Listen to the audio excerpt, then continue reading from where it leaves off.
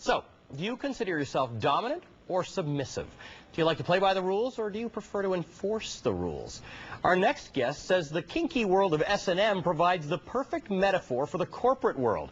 Joining us now is Robyn, author of the Corporate Dominatrix, 6 Rules to Play to Get Your Way at Work. Is it Lisa or is it Mistress Lisa? It's Mistress Lisa. All right. May I ask you questions? Yes, you may. All right. I'm guessing the book is not for me. You've obviously been trained. I have. Is this for women? He's speechless. It's primarily for women, but I think men can probably get something out of it as well. All right. So you've outlined different types from the S&M world. Like, here's the thing. I think most Americans, we saw from the employment report, work or have experience with work. Fewer Americans have experience, I suspect, with S&M. But you're taking probably more than you think. You're taking. Do you guys have any questions? Oh yeah, I'm just waiting to watch. Right. You're taking examples from the world of S&M and figured out ways to apply that to. You guys can jump in anytime to apply that to the working world. So Jennifer wanted to ask you about one of those. Well, here, I think the fun part is you've got these 6 different types. And what's so fun, I think, is when you see them, you start to identify which ones you are. Now, the point is you want to add in the others, but it's still fun. So I noticed there's one that says the Amazon, independent, fearless, protective. It also said fierce sometimes, and maybe even quick to lose your temper. And I noticed that that's sometimes a way that I operate. And then when I looked also, because you were saying, you know, what about trying something else? That's how you could be, you know, you can really have interactions that work for other people. I was looking at the goddess, which was providing inspiration for others, looking for meaning in your work, and taking a higher ground. But just really all these categories were fascinating. Are you a schoolgirl, a nurse? How'd you come up with there are 3 stages. The first stage is figuring out your defining role, the role that you feel most comfortable with.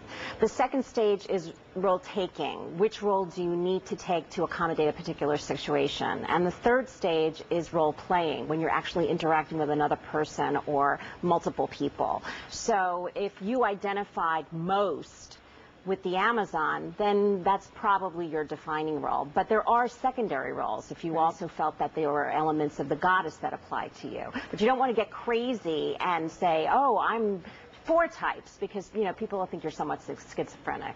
Can you generalize and say what the most successful women are, you know, the women that you see heading up big companies?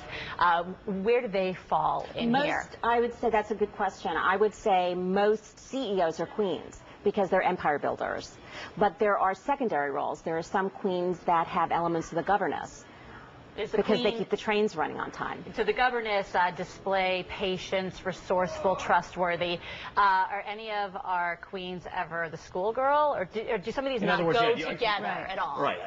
I think that the schoolgirl role comes into play with women in authority when they kind of have to accommodate management to a lesser or larger degree. And that's a role that's most difficult to embody when you get to higher levels of management. When you're first starting out, after you get out of school and you're sort of, you know, in your entry-level job, it's much more comfortable for women to assume the schoolgirl role, because they're apprentices. They're essentially learning about their particular job. But as they move up, they start to naturally take on these other roles, and they kind of shed that schoolgirl role. This is interesting, because it's not a black or white. It's not a dominant or submissive. You've got a bit of a continuum, starting with the goddess at one end, the schoolgirl at the other. But what I was surprised is that I would have assumed that any submissive tendency wouldn't be useful for work. But what you indicate when I was reading about the nurse and the schoolgirl, you're actually saying that there are really beneficial attributes to those roles that can help a woman at work. Correct. I break down the dominance meter into 3 areas: highly dominant, moderately dominant, and what I call imperceptibly dominant or submissive. And that submissive role, submission to authority, is part of the workplace. So it's not necessarily a bad thing. It's not a bad thing at all. Speechless. Everybody's Well, speechless. it's just how you incorporate it, right? It's you're looking for what you do, right? You already do one or two of these all the time, but then there are these other roles that maybe you haven't tried that could really help you. What you want to do is customize the role to the particular situation. You know, there's the goddess, there's the queen, there's the governess, there's the nurse, there's the Amazon, and there's the schoolgirl. So you have 6 distinct roles with different qualities, characteristics, and types of power to choose from. Each role has a different type of power. Do some of these roles, you know, sort of offend some of the men in the workplace? Are they threatened by them? I don't think so. I think, again, you're accommodating the particular situation. If you're a natural queen and you're dealing with someone who's intimidated by you, that's when you call on the schoolgirl. So it really is customizing your reaction, customizing the role to the particular situation at hand.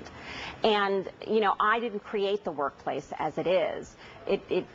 I'm just showing women how best to get ahead given what they have to deal with day to day. All right, final question then. Why do women need this in this day and age? Is it a step backward that women have to sort of think about this role playing to get ahead in the workforce? I don't think so. Women are natural role players. We're mothers, we're daughters, we're sisters, we're girlfriends.